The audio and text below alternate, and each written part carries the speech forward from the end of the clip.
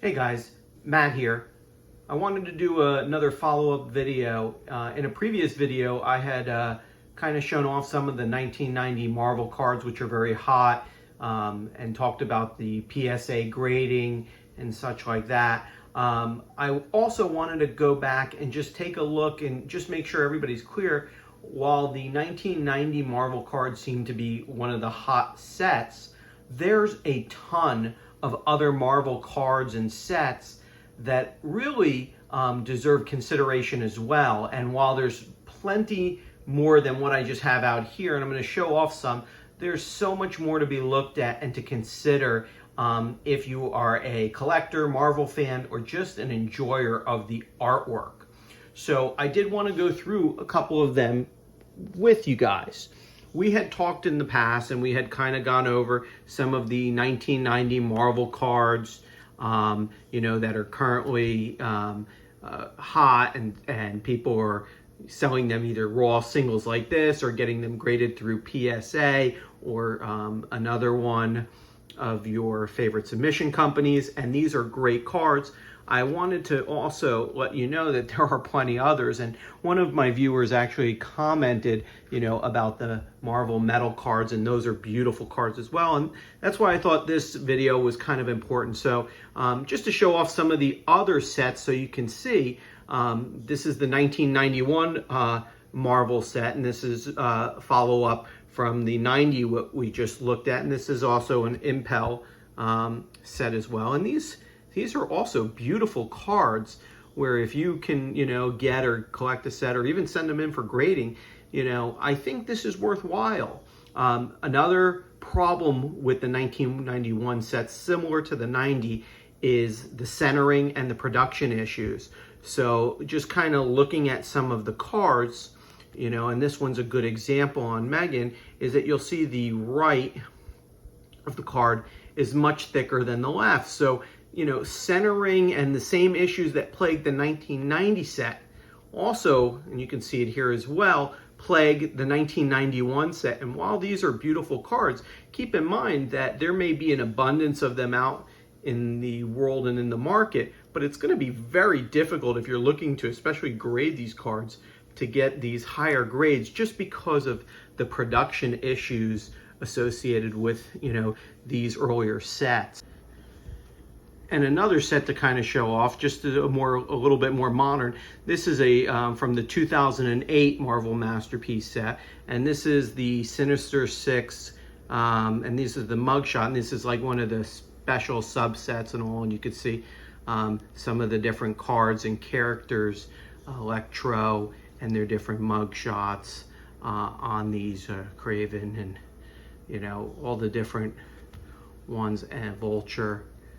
Sandman, Mysterio, and just like the 90s, these are beautiful cards and beautiful sets to take and hopefully be able to complete.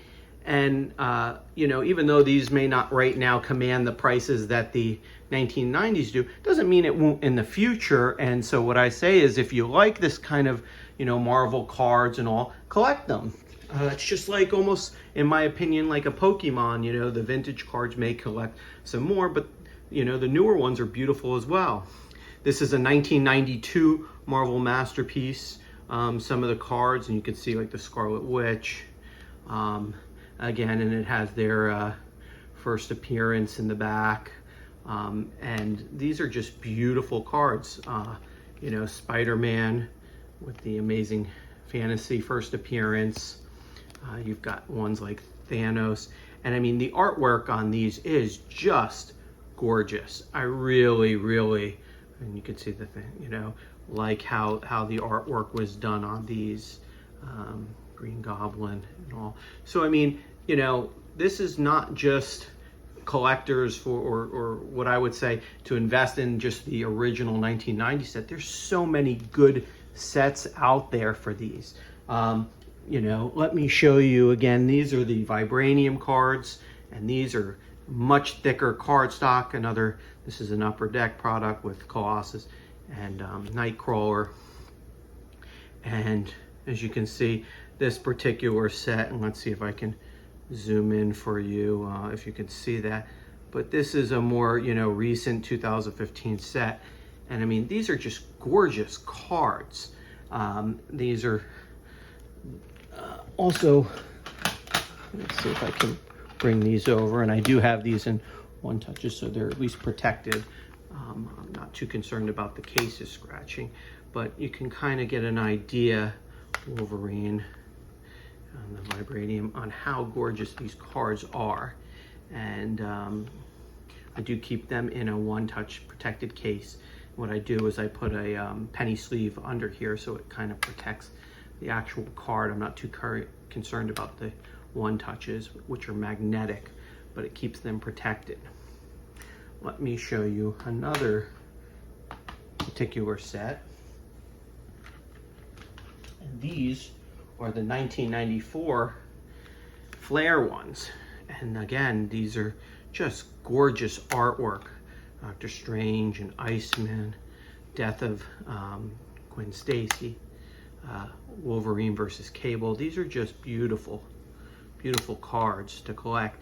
1996 set of Marvel masterpieces and all, are very, very high-end set. This particular 92 Flair, and what it is, and you'll see this is a Power Blast card, so it's one of the specialty cards. This is the Silver Surfer, and then this one tells you on the back it's 14 of 18. But these are beautiful cards to consider as well if you're not looking or you want to expand your collection. And I'm going to show you what my favorite ones are. And these come in different types of sets. This was a Marvel Rittenhouse, if I'm saying that right, set, but these are sketch cards. And what makes these so nice, and why I love these, and these are honestly my favorite, is these are hand-drawn on the card. So, I mean, it's encased here, but if you were to touch the card and feel the card, I mean, you can feel the texture of the card, because these are hand-drawn by the artists, and they're one-of-a-kind sketch cards.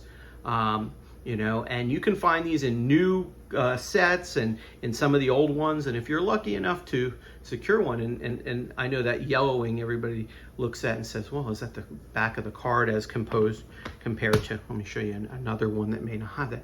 That's actually because of the color through from the thing that was used.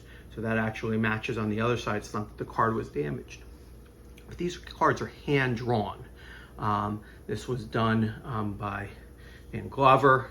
I mean, so you do get some of these artists, and I just feel like these are beautiful to add and get into your collection if you can. These are just one of a kind. It's almost akin to taking a blank comic cover and having one of the artists sketch on it for you. And I mean, having a comic, a full sketch, something like this, is very expensive to get an artist to do. So these one-of-a-kind sketch cards, if you can get them or hunt for them, I really think that they're worth it, because it's just like I said, it's a piece of art. Let me show off some of the other ones. This particular one is Brian Postman with Hulk and Spider-Man. I just love these sketch cards.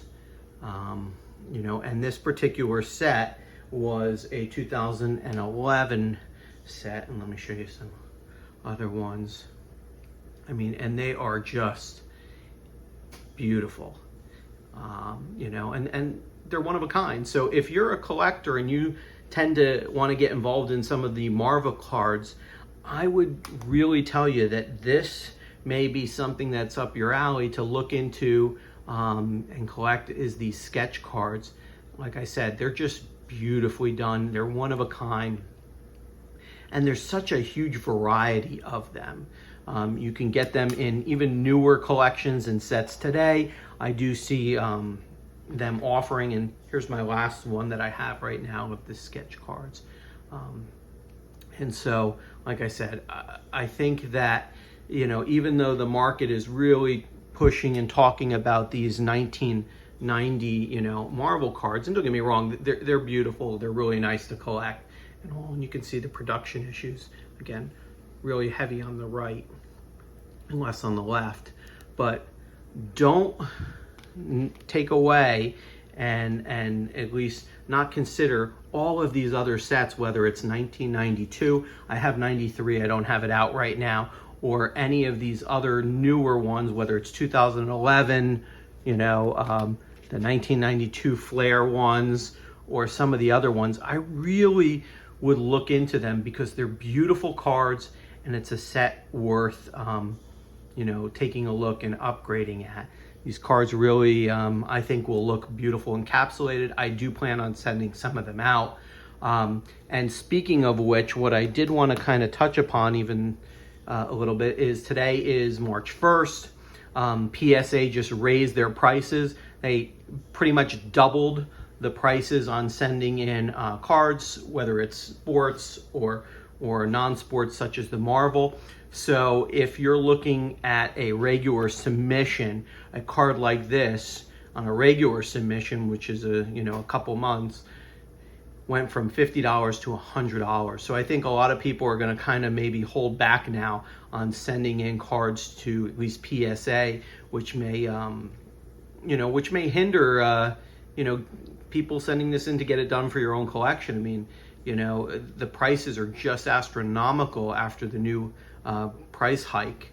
I also reached out to a couple of other grading companies to see. Obviously, I reached out to CGC to find out if, since they do comics and I work a lot with them on my comic submissions, if they're going to start grading the cards.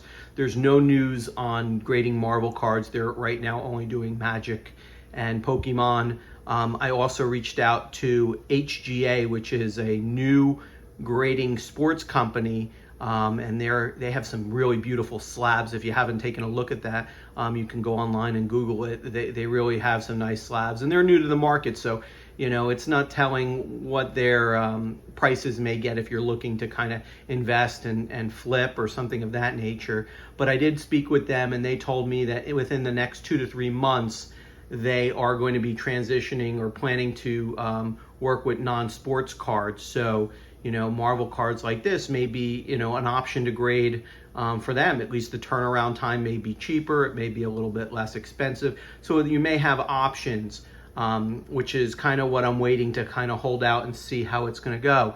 You can always submit with Beckett. Beckett will accept the Marvel cards as well. Beckett's pricing is fairly expensive for what it is. I don't know if I'm going to submit these particularly to Beckett at this point.